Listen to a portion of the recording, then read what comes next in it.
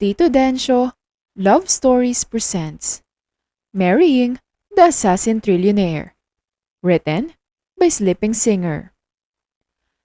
Isang dalagitang nagngangalang Jazine Lizel Helios Perpetua, ang fresh graduate sa kursong Bachelor of Science in Education o mas kilala sa tawag na BSED. Secondary education ang kanyang kinuha dahil alam niya sa sarili niyang maikli ang pasensya niya. Pumasok na kayo doon! Lalabas-labas kayo! Ipapakain ko kayo sa alaga kong dinosaur! Sigaw ni Jazine sa mga pinsan niyang nasa edad 5 taon pa lang. Be, ang bait mo talaga sa bata! Sobrang bait mo! Puna ni Donna sa kanya, ang matalik nitong kaibigan. Ako'y tigil-tigilan mo, Donna. Kaya nga secondary ang kinuha ko at hindi elementary education. Dahil hindi ako mahilig sa bata at maikli nga ang pasensya ko. Mahinang natawa si Donna nang dahil sa tinura ng kanyang kaibigan. Ewan ko sa'yo, buti na lang at hindi pagiging teacher ang kinuha ko. Inirapan ni Jazine ang kanyang kaibigan sabay sabing, maikli rin kasi ang pasensya mo, Donna. Kaya nga engineering ang kinuha mo, di ba? Oo na. Mana kasi ako sa'yo. Pagsang-ayon naman ni Donna. High school pa lang ay malapit na ang dalawa. Kaya pinagkakamalan nga silang kambal dahil madalas ay nakatwining silang dalawa. Pauwi na ang dalawa sa apartment na tinutuluyan nila nang makita nila ang nagkakagulo sa isang sulok. Sinisipa ng mga grupong lalaki ang isa pang lalaki at ito ang kanilang binibiktima. Teka lang dito ka lang. Pagpapaalam ni Jazine sa kaibigan, sabay takbo papunta sa grupo ng kumpulan ng mga lalaki. Mukhang gulo ata to. Bulong pa niya sa sarili. Hoy! Ano sa tingin yung ginagawa niyo sa kanya Binubuli niyo siya! Sigaw ni Jazine nang makalapit siya sa mga lalaking nananakit sa isang lalaking mukhang menor de edad pa lang. Huwag kang mangialam dito! Babae ka lang! Hindi mo kami kaya! Sigaw sa kanya ng isa sa mga nananakit sa lalaking nakahandusay ngayon sa semento. Sabay hagalpakan sila ng mga kasama nito ng tawa. Mukhang ito ang leader nila. Mukhang siya ang kinatatakutan ng mga ungas na kasama niya.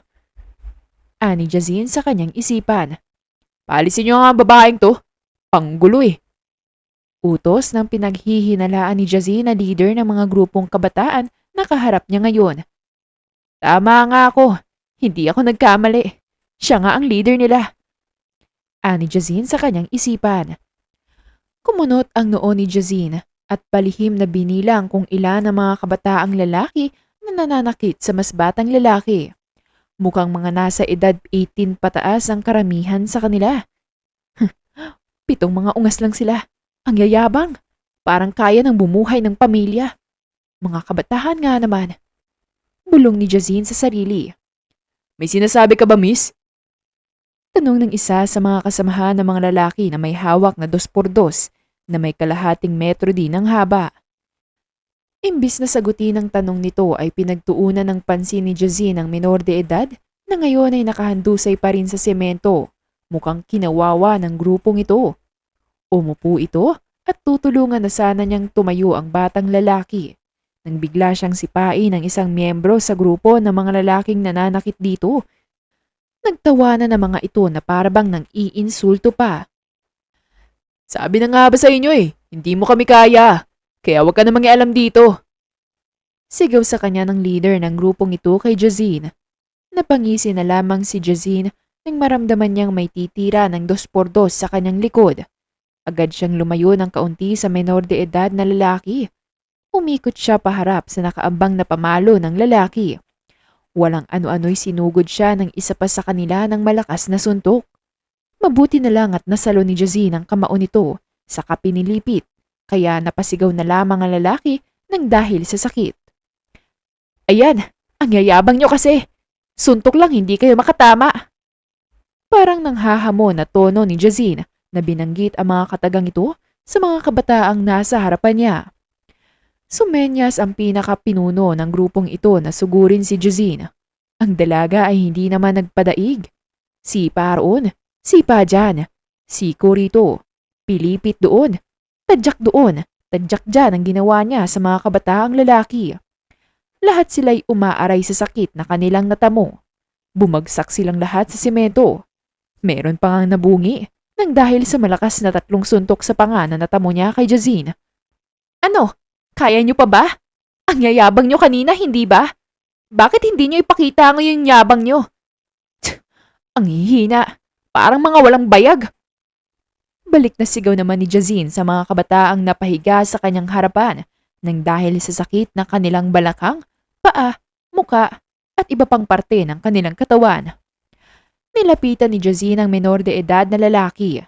Tinulungan niya itong makatayo at inalalaya niya ito na umupo sa isang bench sa isang fast food chain na katapat lang ng pinangyarihan ng panggugulpi dito. Tinulungan niya ang menor de edad na binata. Ayos ka pa ba? Kaya mo pa ba? Tanong ni Jazine sa binata. Okay po ako. Medyo masakit lang tagiliran ko. Sagot ng binatilyo habang hawak-hawak nito ang kanang tagiliran niya. Duguan na rin ang damit ng binata. Alam ni Jazine na nagsisinungaling lang ito, na ang totoo ay hindi na talaga kaya ng binata at pinipilit lang nitong kayanin ang natamo niya sa grupong bumugbog sa kanya. Dadalhin kita sa ospital. Ani Jazine at nag-book ng taxi papunta sa pinakamalapit na ospital. Nang makababa na sila ay nakita sila ng 2 nurse kaya tinulungan nila at inasikaso agad ang binatilyo. Maya-maya pa'y pinapunta si Jazine sa kung saan naka-assign na kwarto ang tinulungan niyang binatilyo. Habang naghihintay sa labas ng kwarto ng pasyente, ay patakbong dumating ang kaibigan niyang si Donna. Kaya napalingon sa kanya si Jazine. Siya'y hingal na napaupo sa tabi ng kanyang kaibigan.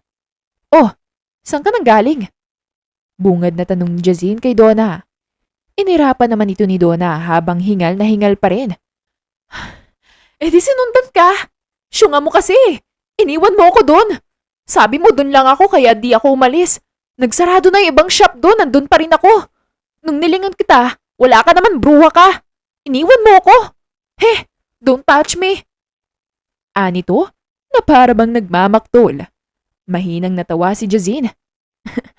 Sorry, kawawa naman kasi yung bata kung iiwan ko. Mamamatay na dun, oh. Anong gusto mong gawin ko? Hayaan ko. Kaya yan, dinala ko na dito. Anya, nasa kalagitnaan sila ng pag-uusap ng magkaibigan nang may tumapat sa kanilang isang babae at isang lalaki na nasa 40s na. Nataranta ang dalawa. Parang may hinahanap ang mga ito. Nang malingon nila ang pasyente na nasa kwarto, ay agad na silang pumasok dito. Sino yung mga yun? Tanong ni Donna sabay duro sa 2 taong pumasok sa kwarto ng tinulungan ni Jazine na menor de edad. Humalikip-kip si Jazine. Ewan ko, baka mga magulang ng binata. Sagot nito kay Donna. Tara na nga, hindi pa tayo nakakakain ng hapunan. Tara, order na lang tayo sa tabi-tabi. Gabi na kasi, baka wala na tayong abutang bukas na fast food chain dyan. Aya ni Jazine sa kasama niya habang hinihimas-himas nito ang gutom niyang tiyan. Sino ba naman kasi may kasalanan? Hindi ba't ikaw? Nagpaka-superhero ka na naman kasi. Ay, napasinghap na lang si Donna nang dahil sa nangyari kanina. Inuna mo pa kasing tumulong kesa unahin niyang kapakanan ng buhay mo. Dugtong pa nito. Kapag ikaw siguro yung nasa kalagayan niya, hahayaan kita. Sarkastik ang sabi ni Jazine. Napakunot ang noo ni Donna nang dahil sa sinabi ng kanyang matalik na kaibigan. Aba, bakit naman? Best friend mo ko ah. Bakit hindi mo ko ililigtas? Tanong niya rito kay Jazine. Ngumisi si Jazine sabay sagot ng, wala kang paki sa kapwa mo. Kaya ang ibabalik ng iba sa'yo ay kung anong ginawa mo. Imagine, ikaw na lang yung may kakayahang tumulong, tapos hinayaan mo lang. Ngayon, ikaw naman yung nangangailangan ng tulong. Pero nang dahil sa ginawa mong pagsasawalang bahala sa kailangan mong tulungan, ikaw ang binalikan ng karma. Kasi imbis na tulungan ka rin nila, hahayaan ka na lang rin nila. Kasi nung silang nangangailangan ng tulong mo, hinayaan mo lang sila. Kaya gagawin din nila sa'yo yun. Palitan mo nga yung mindset mo na yan. Hindi mabuting maging makasarili kung kailangan talaga ng tulong ng kapwa at ikaw lang ang may kakayang tumulong o ikaw lang nakakaalam kung paano makatulong. Tulungan mo na Ikaw rin ang uusigin ng konsensya mo kung nagkataon na may mangyaring hindi maganda sa dapat na tinulungan mo. Pero isinawalang bahala mo lang. Dagdag pa ni Jazine. Umarting na pahawak si Donna sa kanyang dibdib. Aray ha, grabing pagiging straightforward mo na yan. Ang sakit mo magsalita. Sabi nito, sabay irap sa kaibigan niyang si Jazine. Nilingon nito ni Jazine. Why? I'm just telling the truth. Kaya baguhin mo yung takbo ng utak mo. Anya kay Donna. Napabuntong hininga na lamang si Donna nang dahil sa mga narinig nito mula sa kanyang kaibigan. Oo na, sorry na. Eh di sana all na lang handang maging superhero. Kaya naghahanap nga ako ng knight in shining armor ko para siyang magliligtas sa akin kapag nagkaroon ng kapahamakan sa akin. Anya pa. Inirapan siya ni Jazine. Ewan ko sa'yo. Hindi talaga bagay sa'yo yung pangalan mo na Donna Alam mo naman bagay sa'yo yung pangalan? Delulu. Bakit? Kasi kahit sa ang usapan na idadala mo ang pagiging delusional mo. Ay, hindi naman Tsaka ang ganda kaya ng pangalan ko. Kasing ganda ko. Kontra naman itong si Donna at mahinang natawa. Napailing na lamang si Jazine nang dahil sa inakto ng kanyang matalik na kaibigan. Tara na nga, kung ano-anong pinagsasabi mo dyan. Nababaliw ka na naman. Hindi mo na naman kasi nainom ang gamot mo para sa utak. Ganyan ka ba kapag hindi minahal pabalik? Nagiging dilulo na lang, no? Kumunot ang noo ni Donna at napatitig kay Jazine. Wawa, ang sakit nun. Ang harsh talaga ng bibig mo kahit kailan. Kaunti na lang hihiwain ko na yan Napasulyap ng bahagya sa kanya si Jazine, sabay sabing, Oh, nagrereklamo ka dyan. Nagsasabi lang naman ako ng totoo Harsh ba yun? Ang kalmado ko nga maging honest Ani Jazine, saka ngumisi. Nag-umpisa ng tumayo si Jazine mula sa kinauupuan sabay alis nang hindi man lang nililingon si Donna. Patakbong nakisabay sa paglalakad si Donna. Magre-retouch pa lang sana siya ng make-up pero hindi na niya naituloy nang dahil sa pag-iwan sa kanya ni Jazine sa inuupuan nila. Ilang sandali pa'y nakalabas na ng tuluyan ng dalawa sa ospital. Pumara agad si Jazine ng taxi. Ito namang si Donna ay tamang sunod lang sa kaibigan niya.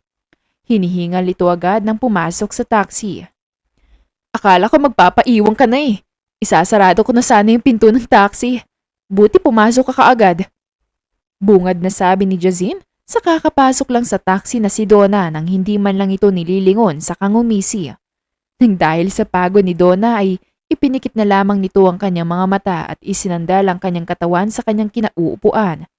Hindi na lang niya tinugunan pa ang kanyang kaibigan. Sa buong biyahe nila pauwi ay wala silang naging kibuang magkaibigan. Pagdating nila sa apartment na tinutuluyan nila ay magkasunod silang lumabas ng taxi pati na rin sa pagpasok ng apartment. Pagdating pa lang sa apartment nila ay agad na ibinagsak ni Jazine ang kanyang katawan sa kanyang pinaghihigaang kama at ipinikit ang mga mata. Nakakapagod. Singhal ni Jazine na sinunda ng malalim na buntong hininga. May donuts akong binili. Gusto mo? Alok sa kanya ni Donna. Sinundan pala ito hanggang sa kwarto kung saan siya natutulog. Napabangon agad si Jazine nang marinig yun. Nasaan? Pahingi nga ako, Donna. Nagugutom na ako O kaya naman, akin na lang yung donuts. Palitan ko na lang bukas. Kumunot ang noo nitong si Donna sabay sabing, kung bumili ka na lang kaya, umorder ka na lang ng 2 box. Napangisi si Jazine. Inaalok-alok ako pero ayaw naman ibigay sa akin. Inutusan pa akong bumili ng sarili kong makakain na donuts. Mahinang anito. May sinasabi ka ba dyan? Baka bigla mo na lang akong binabackstab Ani Donna, kaya napalingon sa kanya si Jazine. Inirapan lang siya ni Jazine, sabay sabing, Wala akong sinasabi. Guni-guni mo lang yon. Kung ano-ano kasing iniisip mo kaya kung ano-ano ang naririnig mo. Umirap pabalik si Donna sabay sagot ng, Wala akong iniisip na iba. Yung labahin ko lang yung iniisip ko, syunga ka. Kasi nakalimutan kong laban yung panty ko. Nauna yung uniform ko sa work. Naiwan yung mga underwear at bra ko. Oh, anong isusuot mo bukas na underwear? Tanong nitong si Jazine. Ngumiti ng nakakaloko si Donna. Eh di wag na magpanty at bra. Mahinang natawa si Jazine. Baliw, humiram ka na lang muna sa akin kung wala ka talagang pamalit para bukas. Yan kasi, ang sipag mo kasing maglaba. Diyos ko, hindi ba pwedeng iulit na lang yung ko? Para kapag dumaan ako sa harapan ni Crush, malay mo mapansin niya ako. Tugon ni Donna sabay tili. Napatakip na lang sa kanyang tenga si Jazine sa kairap sa kaibigan niya. Ingay! Nakakasira ka ng tulog ng mga kapitbahay. Itigil mo na nga yan. Reklamo niya kay Donna. Napapout na lamang si Donna. Tsi! Diyan ka na nga. Kakain na lang ako ng donuts ko. Bumili ka ng sayo kung gusto mo. Anito, sabay labas ng isang box na puno ng donuts. Maka-order na nga lang. Ewan ko sa'yong bruha ka. Magsawa ka dyan sa donut mong kulang na lang sa'yo kung tutuusin. Ani Jazine, sabay kuha sa kanyang cellphone at nagtipa. Umorder siya ng isang box ng donuts, isang strawberry flavored frap at isang large size burger. Walang kaalam-alamang best friend niya na ito ang mga in-order niya. Alam niyang hihinga na naman siya nito kaya minabuti niyang i-take in na lang lahat ng in-order niya. Aalis na muna ako. Bibili ako ng makakain ko sa labas. May bukas namang sari-sari store ng 24/7 ngayon eh. Saglit lang ako. Enjoy your donuts. Wala akong pake kung mabulunan ka dyan. Bye! Ani Jazine sa best friend niya sabay alis sa apartment nila. Pagkaalis ni Jazine ay binilisan niya ang kanyang lakad para makalayo na sa apartment nila. Imbis na sa sari-sari store siya dumiretso ay sa isang fast food chain siya pumunta. Doon siya nagpa-reserve ng upuan niya. Doon niya kasi kakainin ang lahat ng in-order niya. Ito lang kasi ang pinakamalapit na fast food chain sa apartment nila. Kaya dito madalas mag-dinner si Jazine, lalo na kapag tinatamad siyang magluto. Pumunta siya sa counter para tanungin kung ready na ba ang in-order niya. Ilang sandali pa'y inabot na sa kanya ang kanyang order at pumunta na siya sa pinareserve niyang pwesto. Pagkaupo niya ay agad na niyang nilantakan ang in-order niya. Pagod at gutom siya, kaya nasa pagkain lang ang kanyang buong atensyon. Sa wakas at mabubusog rin ako nang wala akong kaagaw sa pagkain. Ani Jazine sa kanyang isipan, sabay kagat sa kanyang pagkaing burger. Nasa kalagitnaan na siya ng pagkain nang biglang tumunog ang kanyang cellphone na nasa ibabaw lang ng mesa. Dali-dali niya itong dinampot at tiningnan kung ano nga ba talaga ang dahilan ng pagtunog nito. Isa itong email mula sa Menditzo Champagne Company. Isa itong sikat na kumpanya na nagmamay-ari ng pinakasikat na brand ng alak sa buong mundo. Ano kayang laman ng email na to? Para ba sa akin to? Baka naman na-wrong send lang. Tanong ni Jazine sa kanyang sarili, sabay pindot sa nilalaman ng email. Ayon sa email na natanggap ni Jazine, ay naghahanap sila ng magaling na teacher para magturo sa nag-iisang anak ng may-ari ng kumpanya ng iba't ibang lingwahe. Dahil may kagalingan naman sa ibang lingwahe si Jazine, ay nag-submit agad siya ng soft copy ng mga requirements na kailangan sa nasabing trabaho. Malaki-laki rin kasi ang magiging sweldo kung sakali. Pagkapasa pa lang niya ng mga requirements, ay nakatanggap na siya agad ng email. Nanlaki ang kanyang mga mata nang makita na niya ang resulta. Siya'y pasado na't pwede nang magsimula kinabukasan. Ayon pa sa email na kanyang natanggap, ay ibibigay na lamang daw nila ang guide kung saang lugar siya pupunta at magtuturo.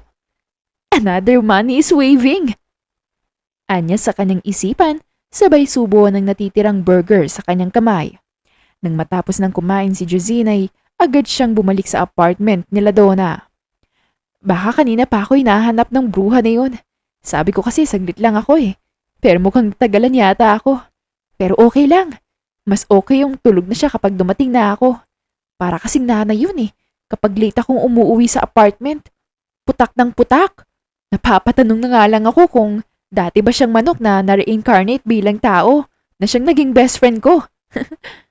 Bulong ni Jazine habang naglalakad ito pabalik ng apartment. Ay, tatahimik na nga lang ako. Baka sabihin pa ng mga nakakakita sa akin na baliw na ako. Dugtong pa niya sa kabinilisan ng paglalakad. Hindi naman nagtagal ay agad na nakarating siya sa apartment nila. Nakasarado na ang kwarto ng kanyang kaibigan. Alam ni Jazine na natutulog na niya ang kanyang kaibigan na si Donna. Dumiretso siya agad sa kwarto niya pagkapasok niya ng apartment. Kumuha na agad siya ng pamalit at pumunta sa banyo. Agad siyang nag-shower dahil kanina pa ito init na init sa kanyang suot. Nang matapos na siyang makapag-shower at makapagbihis ay dumiretso na agad siya sa kanyang kwarto para matulog. Maaga pa kasi siya kinabukasan. Kailangan niyang ihanda ang katawan niya para sa trabahong papasukan bukas. Unang araw niya yon at kailangan niyang galingan upang hindi siya makatanggap ng disappointment sa kanyang magiging amo. Kinabukasan, maagang nagising si Jazine. 4:00 pa lang ng umaga nang bumangon siya mula sa kanyang higaan para magluto ng kanilang umagahan. Dahil rice cooker naman ang gamit nila, ay habang nagluluto siya ng kanin ay napagdesisyonan niya na maligo na. Nang makaligo na siya ay sakto namang naluto at nain-in na rin ang kanyang nilulutong kanin. Binuksan niya ang refrigerator at kumuha siya ng lulutuin niyang ilang pirasong hotdogs at itlog. Maglabas din siya ng 4 na piraso ng sausages at bacon. Nakapambahay pa si Jazine dahil kahit matalsikan siya ng mantika ay okay lang. Magpawis man siya ay ayos lang dahil hindi pa naman siya nakapambihis na gagamitin niyang damit para sa kanyang unang trabahong papasukan ngayon. Hoy! Hoy! Jazine! May magnanakaw! Ang ingay niyo oh! Pati mga plato yata ninanakaw niya! Napatingin na lamang si Jazine sa pinto ng kwarto ni Donna at pinipigilan niyang mapalakas ang kanyang tawa nang dahil sa mga sinabi ng kanyang kaibigan. Bruha talaga to. Pinagkamalan pa akong magnanakaw. Mahinang ani ni Jazine na pangiti-ngiti at kung minsan ay napapangisi na lamang. Hoy Jazine!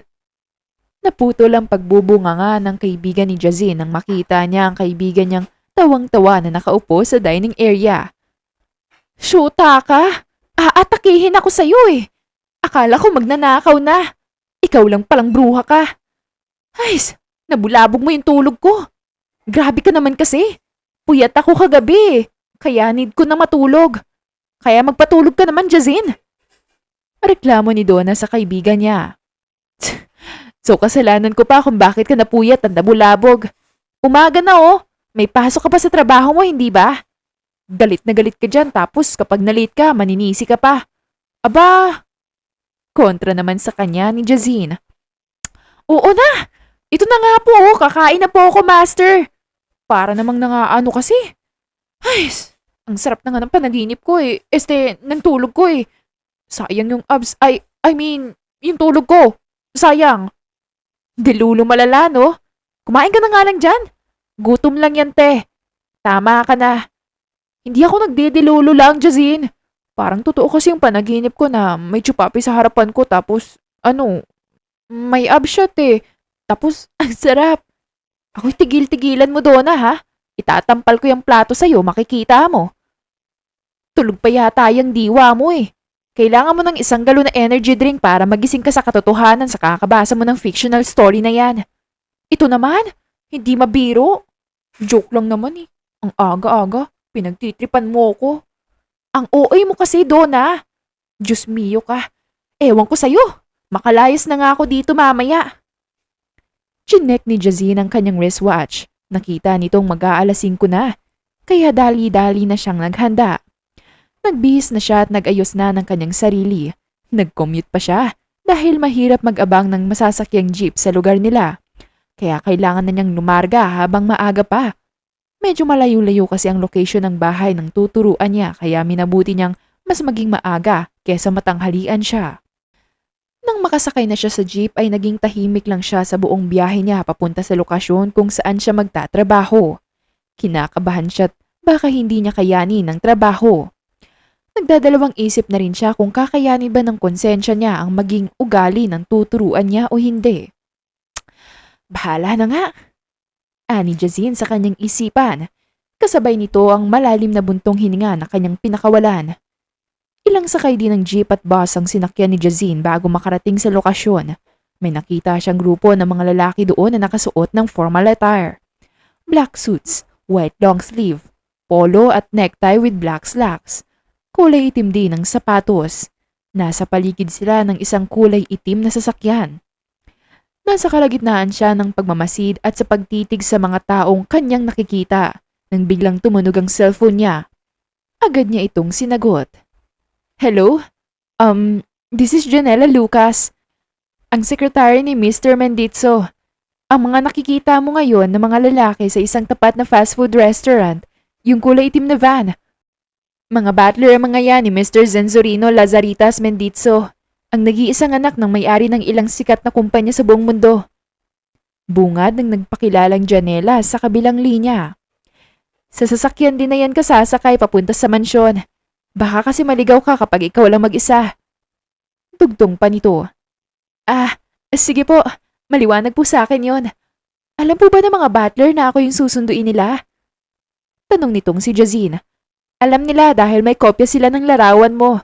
Ikaw rin kasi ang inirekomenda ng mga gurong kilala namin. Naging estudyante ka raw nila at napakagaling mo raw magturo. Kaya gusto ni Mr. Benditzo na ikaw ang magtuturo sa anak niya bilang language teacher. Paliwanag ng sekretarya. Ha? Language teacher? Pero ma'am, huwag ka mag-alala. Thai language at Korean language lang ang ituturo mo kay Sir Renzo. Madali namang matuto yon at masunuri naman siya. Kaya agad kayong magkakasundo. Pero ma'am, hindi po ako ganun maalam sa mga lingwahe. Kaya baka pati po ako ay mamamali ng ituturo. Mga 5 months training ka naman. Huwag ka mag-alala. May makukuha ka pa ring benefits kahit nasa training ka pa lang. Sagot na namin ang lahat. Basta maging loyal ka lang sa amin at magtiwala. Wala tayong magiging problema. Tsaka, nakalagay yun sa email na sinend namin sa'yo, hindi ba? Hindi mo ba binasa ng buo? Sorry po. Nakalimutan ko po kasi. Sagot ni Jazine sa kapilit ng ngumiti. So ano na? Deal na ba? Tanong muli ng sekretarya kay Jazine. Napabuntong hininga na lamang siya. Sige po. Deal. Sana lang talaga tama ang naging desisyon ko. Sigurado kaming tama ang naging desisyon mo, Miss Perpetua. Makakaasa ka na tutuparin namin ang lahat ng napagkasunduan. Tugon sa kanya ng sekretarya. Sige po. Salamat din po sa opportunity. Makakaasa po kayong gagawin ko ang lahat para magawa ko po ng maayos ang trabahong ito. Ani Jazine. Nang mamatay ang tawag ay napansin niya ang isang butler kaya nilapitan siya nito. Ma'am, ikaw po ba si Miss Perpetua? Tanong nito. Opo. Bakit po? Balik na tanong naman ni Jazine. Maaari po ba kayong sumama sa amin? Pinapasundo po kasi kayo ni Mr. Menditzo sa mansyon at may importante daw po kayong pag-uusapan. Sagot nitong butler. Sige po. Ani Jazine bilang tugon. Nang makalapit siya sa mga butler ay binati siya ng mga ito sa kainalalayang makaupo sa passenger seat. Nasa backseat naman ang mga butler. Dahil sa mga lalaki ang kasama ni Jazine ay medyo kinakabahan siya. Pero naalis naman yun kaagad nang mapansin niya ng isang butler na naiilang. Ma'am, huwag po kayong mag-alala. Matino po kami magkakapatid. Ako pong bahala sa kanila kapag may ginawa silang hindi maganda sa inyo. Sabi ng isang butler na siyang ikinagulat ni Jazine dahil boses babae ito. Kaya napunta sa kanya ang atensyon ng dalaga. Babae ka? Hindi naman sa nangaano Pero, babae ka ba? Boses babae ka kasi. Ani Jazine sa nagsalitang butler. Nginitian siya ng butler. Opo, bisexual na nga lang. Hindi po ako lesbian Bisexual po ako. Kaya ko maging babae. Kaya ko rin gumalaw bilang isang lalaki. Nagkakagusto rin naman po ako sa mga lalaki. At attracted din po ako minsan sa ganda ng ibang babae. Sagot nito kay Jazine. Tumangutango si Jazine bilang tugon sabay sabing, naiintindihan ko naman kung bakit ka naging bisexual. May mga kapatid kang lalaki Ang astig lang din kasi ng datingan minsan ng mga bisexual na babae. Daig pa nilang pumorma ang isang straight na babae at straight na lalaki. Lumawak ang ngiti ng butler na kausap ngayon ni Jazine. Maraming salamat po at tanggap niyo ako. Sa panahon po kasi ngayon, karamihan ng tao ay hinuhusgahan agad kami. Tao lang din naman po kami. Ang mas masaklap pa, alam nilang punahin na mali kami, na umiibig kami ng katulad naming babae. Samantalang mga maling ginagawa nila sa buong buhay nila ay hindi nila alam. Mga feeling perfect. Pero mas masahol pa pala ang kasamaan. Wala naman kaming ginagawang masama sa kanila.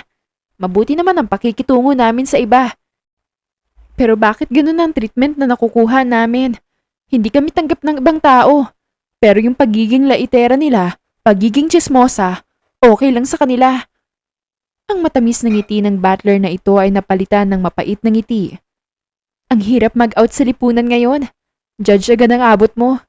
Lalo na kapag pinagsabihan ko pa ay isa palang close-minded. Masasakit na salita ang matatamo mo. Dugtong pa nito. Nakipagpalit ng upuan si Jazine at niyakap ang butler. Ayos lang yan. Kahit na alam kong mahirap talaga at masakit. Basta ako, tanggap kita kahit ano ka pa. Ano bang gusto mong itawag ko sa'yo? Maaari mo ako maging kaibigan kung gugustuhin mo. Ani Jazine, sakay tumatamis ng initian. Ako nga po pala si Lieutenant Leslie Magdayaw. Dati po ako member ng kapulisan. Pero mas pinili ko po to dahil makakasama ko na po ang mga kapatid ko at mas malaki po ang sweldo naming 5. Tugon naman ng butler. Pagkatapos ng usapang yun ay naging tahimik na ang buong biyahe. Naging komportable na si Jazine sa mga butler. Napatunayan ng mga ito na matitino sila at may respeto sa iba, lalong-lalo na sa babae na gaya ni Jazine. Ilang sandali pa'y huminto na rin ang sasakyan nila nang makapasok na sa compound na pagmamay-ari ng family Menditzo. Malaki na ang mansyon, mataas ito. Palasyo na palasyo ang datingan at lahat ng mga taong naroon ay laging abala na para bang may pinaghahandaang piging. Anong meron at bakit parang naghahanda ang lahat ng mga kasambahay dito? Tanong ni Jazine sa mga butler na kasama niya. Darating kasi ang pinsan ng daddy ni Mr. Benzo. Kaya may event mamaya na mangyayari dito, ma'am. Parang welcome party ba? Ganito sila dito. Sagot naman ng butler na si Leslie. Ah, ganun ba? Grabe. Sana lahat ganito kayaman. Tatango-tangong sabi niya.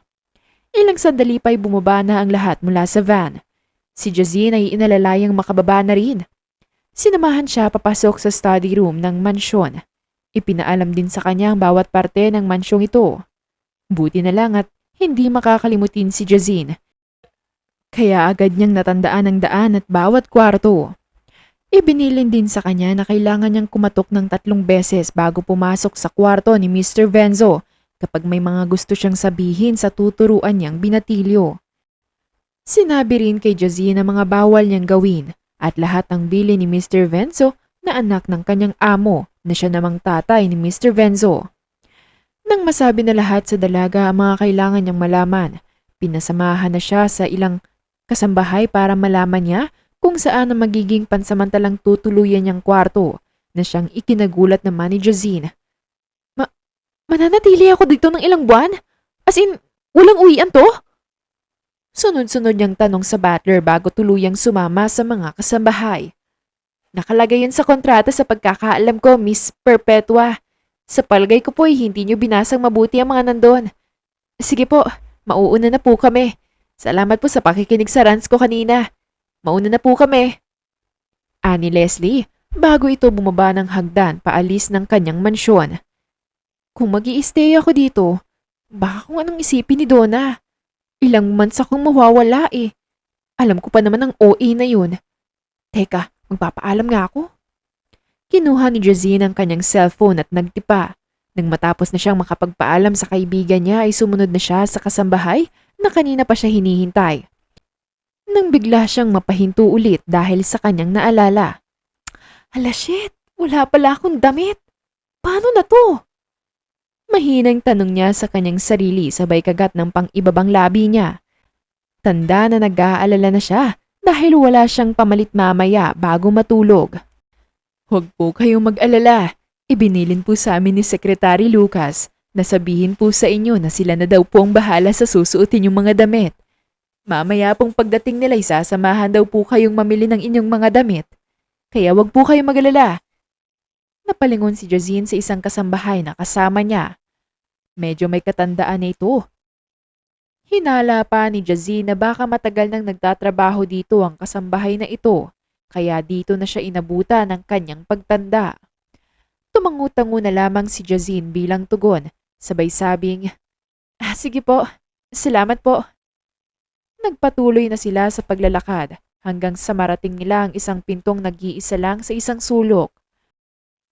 Mukhang magiging tahimik ang kanyang bawat gabi dahil ayon sa pagkakatanda niya ay ito ang kwarto kung saan tumutuloy ang mga bisita ng pamilya ng mga Menditso na mayayaman.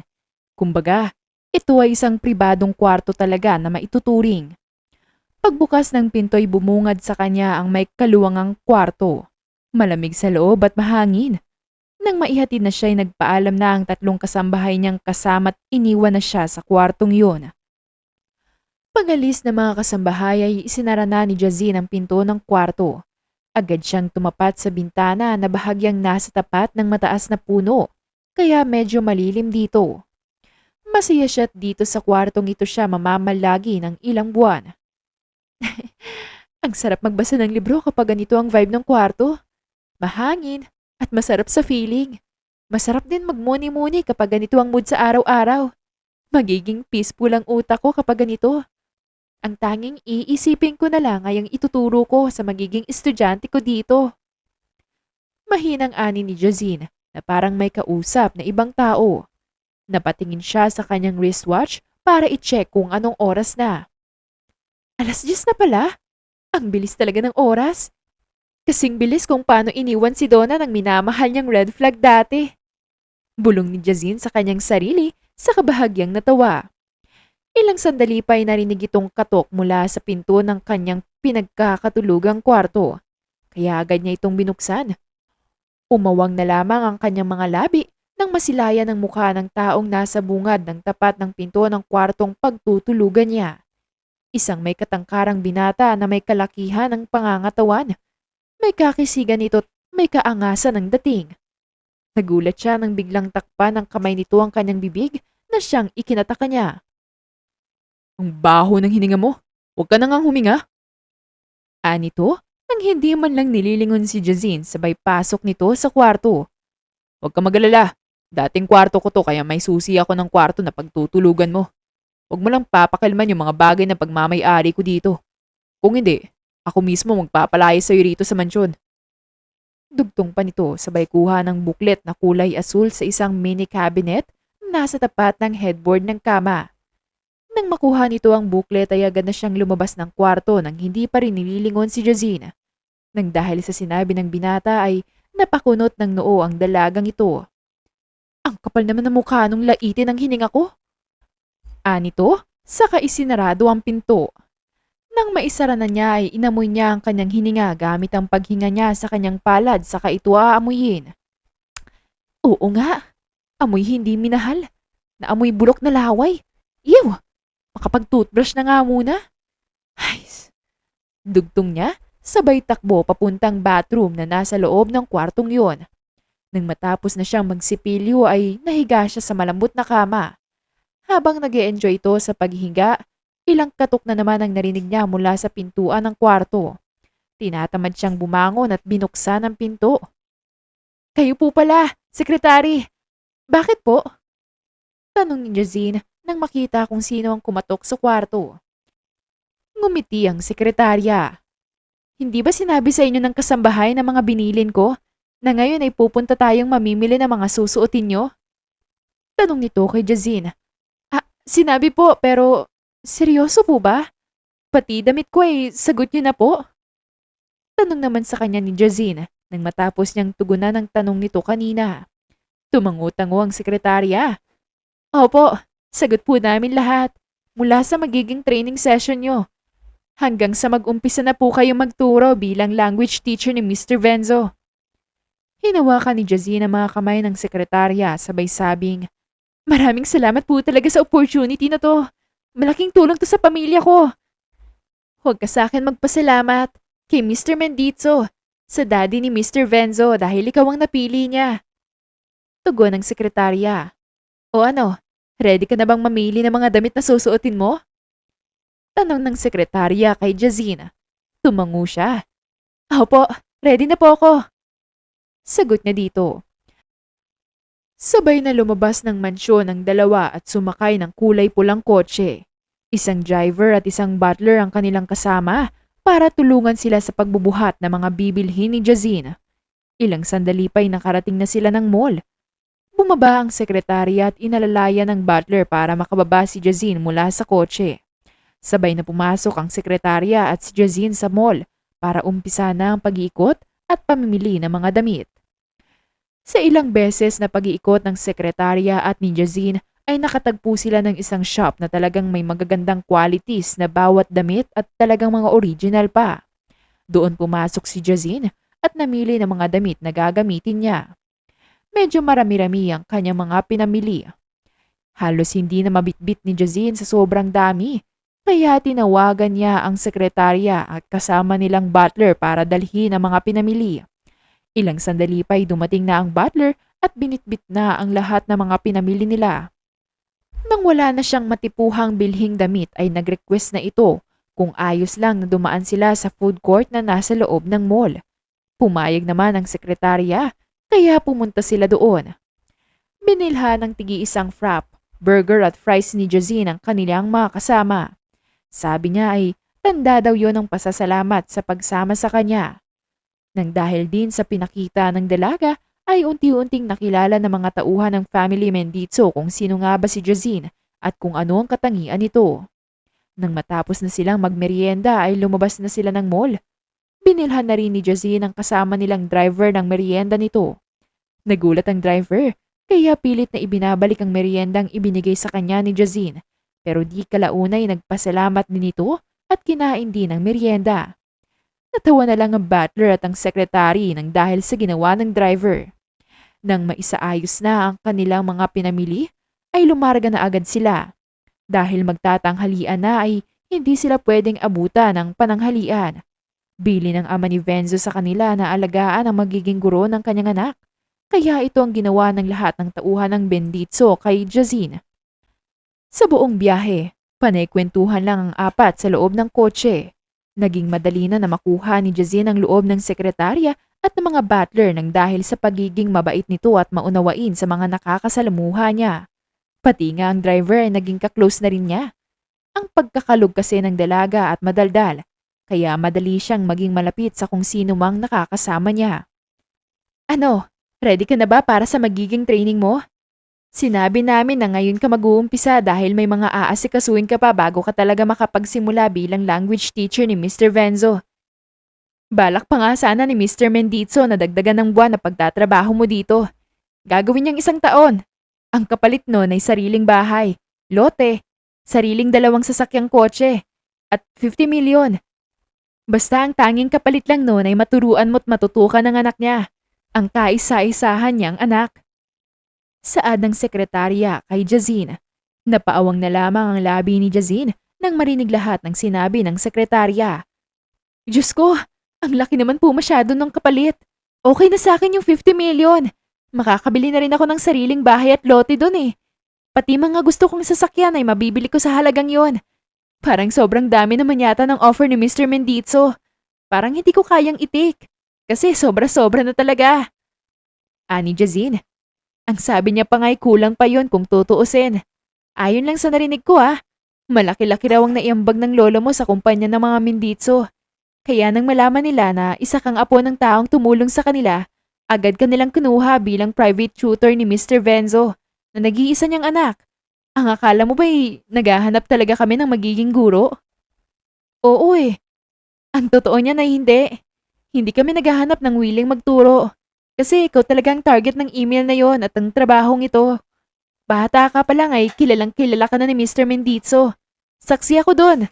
Matagal nang pinagkakatiwalaan ng lolo mo ang pamilyang Menditzo. Ang hindi lang malaman ni Mr. Menditzo ay bakit parang hindi mo kilala ang lolo mo. Tsaka, bakit naghihirap kayo? Kahit na ang totoo'y... anong totoo? Kahit na nagsisikap kayo para sa pamilya mo, kung bakit hindi pa rin umaangat ang kabuhayan nyo. Yun ang ibig kong sabihin. Sagot sa kanya ng sekretarya sa kapilit ng umiti. Ilang sandali pa'y nakabalik na sila ng mansyon. Nauna nang bumaba ang sekretarya. Sumunod naman si Jazine. Ibinaba na rin ng mga butler ang lahat ng pinamili sa bungad ng mansyon. Agad namang hinakot yon para bitbitin ng mga kasambahay at inilagay ito sa kwarto kung saan mamamalagi si Jazine. Sinubukan niyang tumulong sa mga kasambahay pero hindi siya pinayagan ng mga ito. Para bang itinatrato siyang parang sobrang espesyal sa bawat tao na narito. Maliban na lamang sa nakasalamuhan niya kaninang umaga na binatilyong mukhang mahangin at mayabang sa kanyang paningin. Dumiretso agad si Jazine sa kwarto niya at nahiga sa malambot na kama. Pero naupo na rin agad siya. Hindi na kasi siya makapaghintay na isuot ang mga pinamili nila kanina. Ang gaganda kasi ng quality ng damit, kaya agad na nagustuhan ng lahat ng iyon ni Jazine. Isa-isa niyang binuksan ang lahat ng mga nasa paper bag na mga damit lahat. May mga ilang mga dresses, may ilan na pantulog. Karamihan ng mga pinamili niya'y long sleeve na kulay puti at mga trousers. Bumili rin siya ng ilang blouses at mga maong. May mga pambahay rin siyang binili. Mga simpleng t-shirt lang naman na may iba't ibang kulay. Meron din siyang binili na skirts. Bumili rin siya ng ilang dosenang underwear at mga bra, mga cycling at iba pang kailangang gagamitin. Hala, ang dami ko palang pinabili. Diyos ko, hindi naman ako nang-aabuso, no? Hindi naman siguro. Bahala na nga. Ang sabi kasi, bilhin ko lahat ng gusto ko at kakailanganin kong suotin. Kaya binili ko tong mga to. Bulong ni Jazine sa kanyang isipan at napangiwi nang ma-realize ang kanyang ginawa. Bumili rin kasi siya ng 6 na klase ng sapatos. Isang pares ng doll shoes, isang pares na mga maliliit na takong na kulay itim na sandals, at 3 pares ng rubber shoes, isang high-cut na kulay puti at 2 normal rubber shoes na kulay puti din. Ang pinakahuli ay kulay itim niyang boots na may maliit na takong. Bumili rin siya ng 2 klase ng tsinelas, isang panloob na tsinelas at isang panlabas. Lalo na kapag naglilibot-libot siya sa hardin dito sa loob ng compound. Kinabukasan, maagang nagising si Jazine para magayos ng mga gagamitin niya para sa unang araw ng kanyang training ngayong araw. Hindi siya papayag na malate siya. Gusto niya ay maaga siyang makapunta. Sinabi ni Secretary Lucas na may kasama siyang butler at isang driver para ihatid siya sa pagpapasukan niyang building para sa training niya bilang isang language teacher. Kahit nagpupumilit si Jazine na mag-commute na lang, ay hindi ito pinayagan ng sekretarya. Wala tuloy siyang nagawa kundi ang sumunod sa sinabi ng sekretarya sa kanya. First day ko ngayon. Kailangan ko ng confidence at energy. Hindi pwedeng nagmumukha akong lantang gulay sa training ko ngayon. Ani Jazine sa kanyang sarili sa kamalalim na bumuntong hininga. Kaya ko to. Bulong pa niya. Maya-maya pa'y may narinig siyang katok mula sa pintuan ng kanyang kwarto. Kaagad niya yon na binuksan. Isang kasambahay ang bumungad sa kanya. Ito ang kasambahay na kasama niyang nagatid sa kanya dito sa kwartong ito. Binati siya nito. Good morning, Ma'am Jazine. Ito na po ang breakfast niyo. Anito't inilapag sa kama ang pagkain niya. Salamat po. Tugon naman itong si Jazine. Nang makalabas na ang kasambahay, ay agad na umupo sa kama si Jazine at nag-umpisa ng kumain ng agahan niya.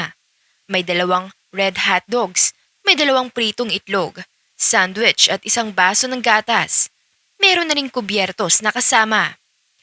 Nang makakain na si Jazine ay lumabas siya ng kwarto. Dala-dala ang pinagkainan niya. Pababa na sana siya ng hagdan nang may mapansin siya sa kanyang kasambahay na 27 ang edad.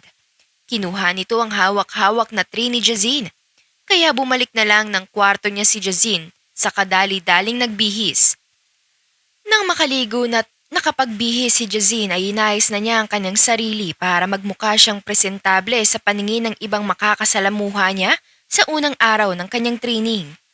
Nang makapag-ayos na ang dalaga ay lumabas na ito ng kwarto at sumakay na sa kotse, kasama ang isa-isang butler. Mabilis nilang narating ang location kung saan magti-training si Jazine dahil na rin sa bilis ng kanilang sasakyan. Sa unang linggo ni Jazine sa training ay medyo mahirap pa siya dahil hindi siya gamay sa pagtuturo ng ibang lengguwahe sa kapwa niya. Pero habang tumatagal ay mas nadadalian na siya dahil nasasanay na siya sa ganon na pamamaraan kung paano matutunan ng iba pang mga lengguwahe. Natuto na rin siya ng ilang techniques kung paano mas magiging madali ang matutunan ng bawat salita sa ibang lengguwahe, kung paano ito maisa sa ulo ng mas mabilis. Ilang buwan ang naging training niya at hindi biro ang hirap na pinagdaanan niya sa loob ng ilang buwan na yun. Nang Matapos na ang kanyang training months, ay nakatanggap siya ng certificate mula sa center kung saan siya nag-training bilang language teacher. Nang matapos ang ilang buwang yon, ay kinausap siya muli ng sekretarya. Sinabi nito na pwede na niyang turuan si Venzo ng iba pang lengguwahe, maliban sa Ingles at Tagalog. Sinabi ng sekretarya na magseset siya ng schedule para sa homeschooling ni Venzo. Tinanguan lang yun lahat ni Jazine bilang tugon. Sa tingin naman niya ready na siyang ituro ang lahat ng natutunan niya. Ngayon ay nasa kwarto si Jazine at inaayos na ang kanyang mga gagamitin sa pagtuturo sa isang anak ng kanyang amo. Mukhang magiging challenging sa kanya ang trabahong kanyang pinasok. Pero ito na to. Hindi na siya maaari pang umatras. Lalo na't malaki na ang nagastos ng amo niya para sa kinakailangan niya noong nagtitraining siya bilang isang language teacher. Panahon na para suklian niya ang kabutihan sa kanya ng family Menditso. Ikaw pala ang magiging private tutor ko. Napaigtad si Jazine nang marinig ang pamilyar na boses na yon mula sa kanyang likuran. Kaya agad siyang napalingon dito. Siya na naman.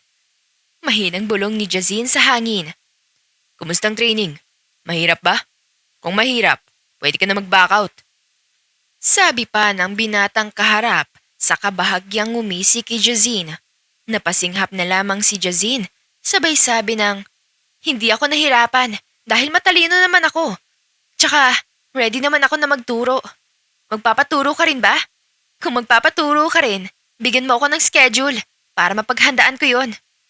Mahinang natawa ang binata. Sabay sabing, si Secretary Lucas na ang bahalang magbigay sa'yo ng schedule. I'll tell to her that I want you to teach me inside of my room.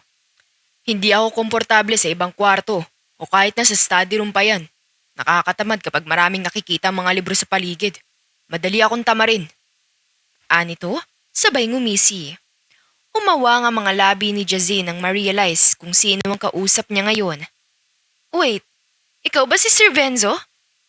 Tanong niya na para bang naninigurado. Sabay duro nito sa binata. Tumikim ito. Yes, I am. But drop the word, sir. Mas okay kung tatawagin mo akong baby kaysa kay sir. Maliwanag ba? Baby? Yes, baby. No! Hindi yun ang ibig kong sabihin, sir. Baby. Sir. Ano ba? Bariling ko kaya nga lang alam mo, Mr. Venzo. Ginigigil mo ako eh. Naiiritang ani Jazine saka ito inirapan. Unti-unting lumapit sa kanya ang binata, kaya nakaramdam ng kaba ang dalagang si Jazine. Anong gagawin mo sa akin, sir? Ang sabi ko, huwag mo akong tatawaging sir. Bakit ba ang kulit ng kaluluwa mo? Hoy! Ikaw na silahis ka! Huwag mo akong lalapit-lapitan! Baka gusto mo makatikim ng star na maaga. Makikita mo, sinasabi ko talaga sa'yo. Pagbabanta ni Jazine sa binata. Hindi naman ako natatakot sa'yo. Sooner or later, pwede kong i-request kay dad na kung pwede ipakasalan ka. Kasi ikaw ang gusto ko. Totoo to. Saksi ako sa lahat ng pinakita mo sa lahat ng mga kasambahay namin dito. Sa lahat ng mga butlers ko at pati sa sekretarya ng dad ko. Saad ni Venzo sa dalaga. Hindi ako nandito para gawin mong asawa, no? Nandito ako para magtrabaho. Nandito ako para sa kinabukasan ng pamilya ko, Mr. Venzo. Kaya sana naiintindihan mo. Kontra ni Jazine sa mga sinabi ni Venzo sa kanya. Nakahingi na ako ng approval ng mga magulang mo, baby. Paano ba yan? Pumayag sila. Pumayag sila hindi dahil sa pera. Pumayag sila nang dahil sa dahilang sinabi ko sa kanila. Unang pasok mo pa lang dito ay umanga na ako sa'yo. Ayaw mo ba nun? Kapag asawa mo na ako, pwede mo nang turuan ng kahit na ano. Kahit pa martial arts pa ang ituro mo sa akin. Papayag pa rin ako. Kung ganyang kaganda ba naman ang magiging teacher ko eh. Papayag ako na palagi siyang magturo sa akin. Paliwanag ni Mr. Venzo sabay nginitian ng dalaga ng napakatamis. Ako'y tigil-tigilan mo, Mr. Venzo ah. Hindi ako panglokohan lang. Kung gusto mo ako, then pursue me. Patunayan mo.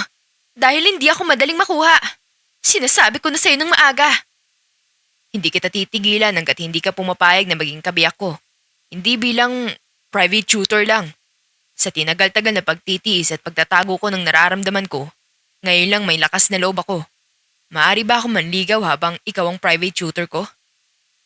Malambing na anito kay Jazine sa kang ngumiti. Sa mga oras na yun ay hindi lubos mapagtanto ni Jazine kung ano ang dapat niyang maramdaman. Hindi niya alam kung matutuwa ba siya o kikiligin. Hindi rin niya alam kung maiinis ba siya o magiging thankful. Maaari ba kitang yakapin? Paghingi ng permiso ni Venzo sa dalaga. Pero tumanggi si Jazine, kaya mapait na napangiti ang binata. Sige, mauna na ako sa study room. Doon na lang muna tayo magkita mamaya, 7 o'clock ng gabi. Yun ang time na available ko eh.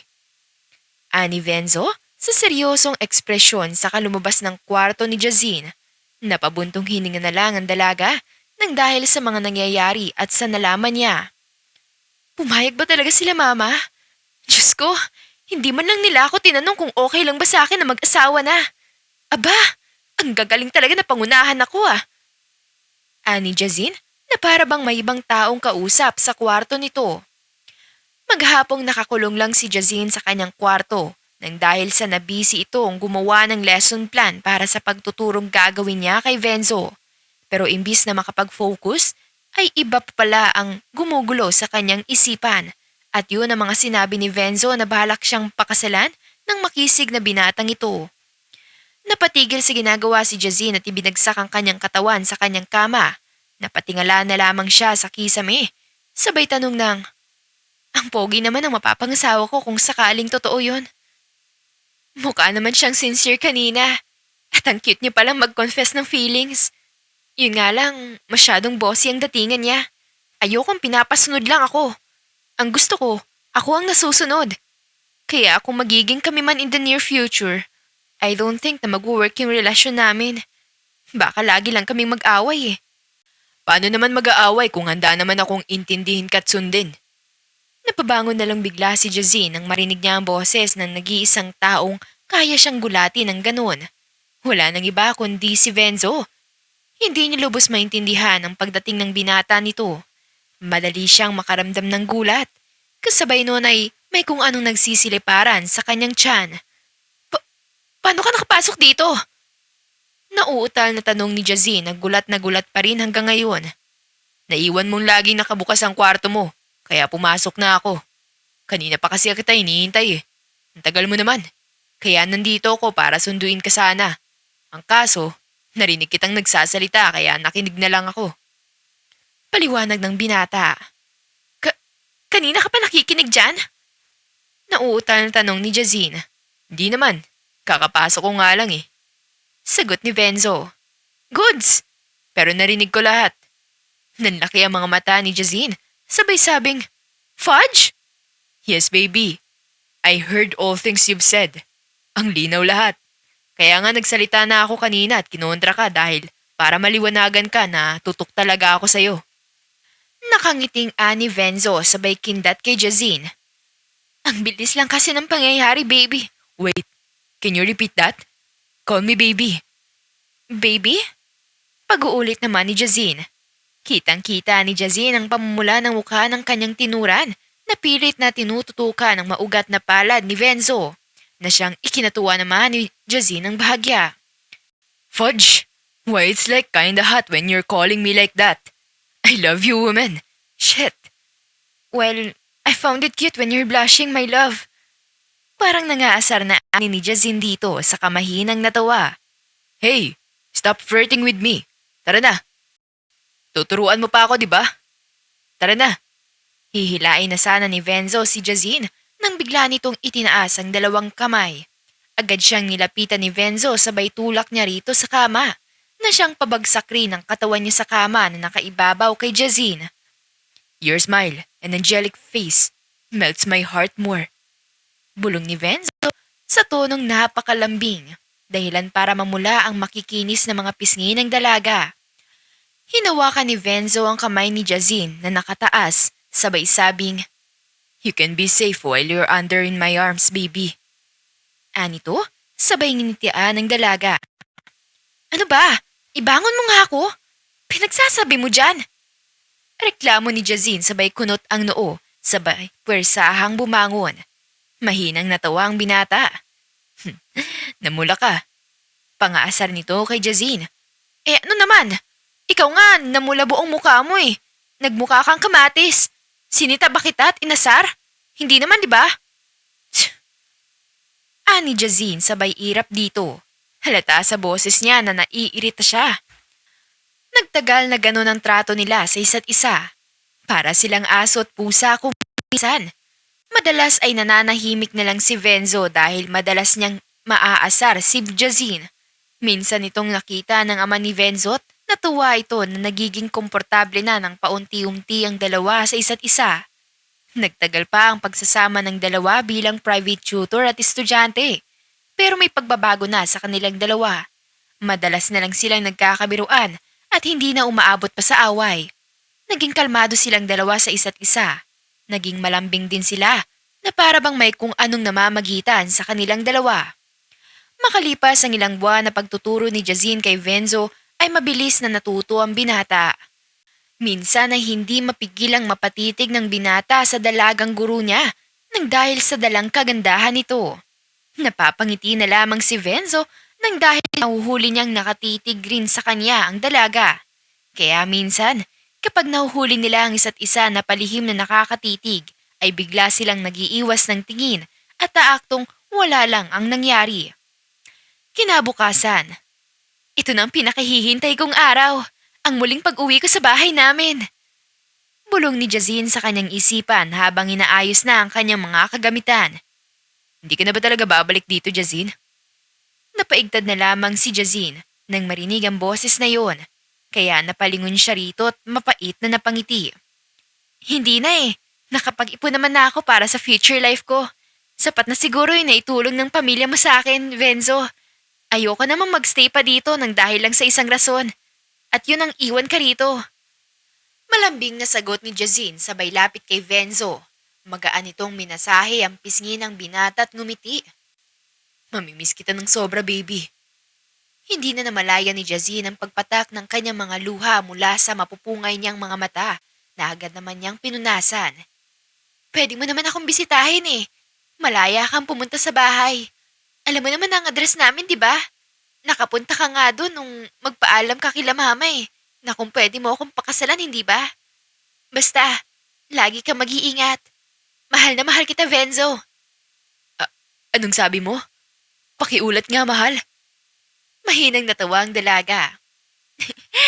Ang sabi ko po, lagi kang mag-iingat kasi mamahalin pa kita. Nakangiting sagot ni Jazine sabay halik sa noo ng binata. Walang ano-ano'y niyakap ng napakahigpit ni Venzo si Jazine. Hinalikan nito ang noo ng dalaga at paulit-ulit na nagpasalamat. Dahil sa wakas, nagawa na rin niyang mahalin siya pabalik ng kanyang matagal nang hinahangat at sinisinta. Hindi na napigilang maging emosyonal ni Venzo nang dahil sa narinig niyang kataga mula sa dalaga. Ang tagal kong naghintay. Lubos ako nagpapasalamat at nagbunga ang lahat ng pagpapatunay na ginawa ko para mapasakin ka, mahal ko. Ngayon, wala akong ibang masabi kundi salamat. Sobrang nagpapasalamat ako sa'yo. Araw-araw kong nasa dalangin ko at hinihiling ka. Salamat at binigay ng may kapal ka sa akin. At ngayon, may permiso na akong ipaglaban at protektahan ka sa abot ng makakaya ko. Mangiyak-ngiyak na saan ni Venzo habang yakap-yakap pa rin ang pinakamamahal niyang si Jazine. Humiwalay ng bahagya mula sa pagkakayakap si Jazine, sabay sabing, sa tinagal-tagal ng paghihintay mo, napatunayan mo sa akin na karapat-dapat ka nga talaga. Karapat-dapat kasi deserve mong mahalin ka ng pabalik. Deserve mong maipakita ako rin sa'yo na mahalaga ka rin sa akin, tulad ng kung paano mo ako pahalagahan. Salamat, Venzo. Salamat dahil sa'yo, mas lumawak ang pagkakaintindi ko sa salitang pagmamahal. Na hindi porket na love at first sight ka, kapag nalaman mong walang interes yung taong gusto mo o taong hinahangad mo, bibitaw ka na kaagad. Natuto kang ipaglaban ng nararamdaman mo para sa akin, Venzo. Doon pa lang sa thought na yon, kitang-kita ko na talagang totoo ka sa nararamdaman mo at handa kang iperso ko bilang kabiyak mo. Nakaya mong tiisin ang ugali ko. Kinaya mong habaan ang pasensya mo para sa akin. Doon pa lang, na-realize ko na sobrang swerte ko pala na nakilala kita. Sobrang swerte ko, to the point na naiisip ko kung deserve ba talaga kita o hindi. Kung deserve ko ba na maging kabiyak mo. Kasi sobrang green flag mo. Ang hirap makahanap ng katulad mo. Kaya sobrang thankful ako kasi minahal mo ko at patuloy na minamahal hanggang ngayon. Hindi na mapigilang maging emosyonal ni Jazine habang binabanggit ang mga katagang buong buo na mula sa kanyang puso. Niyakap siyang muli ng binata at pinunasan niya ang mga luhang tumutulo sa mga mata ni Jazine. Sabay sagot ng, "Ako ang sobrang thankful kasi pinagpala ako makilala ka. Deserve na deserve mo ko. Bakit? Sino bang hindi magiging thankful kung ideal woman na magiging kasintahan ko na siyang magiging asawa at mag-aalaga sa akin pagtanda naming dalawa? Ang ganda mo kaya mahal ko. Sa sobrang ganda mo, kahit araw-araw mo akong sungitan, ayos lang. Ipagtitimpla pa kita ng kape tuwing umaga." Ani Venzo, nasabay nilang ikinatawa ng bahagya. "Baliw ka talaga kahit kailan." Nakangiting tugon ni Jazine na sinunda ng halik sa pisngi mula kay Venzo. "Ang bango ng pisngi ng girlfriend ko." Proud na ani ni Venzo, sabay ngiti nito ng napakalapad.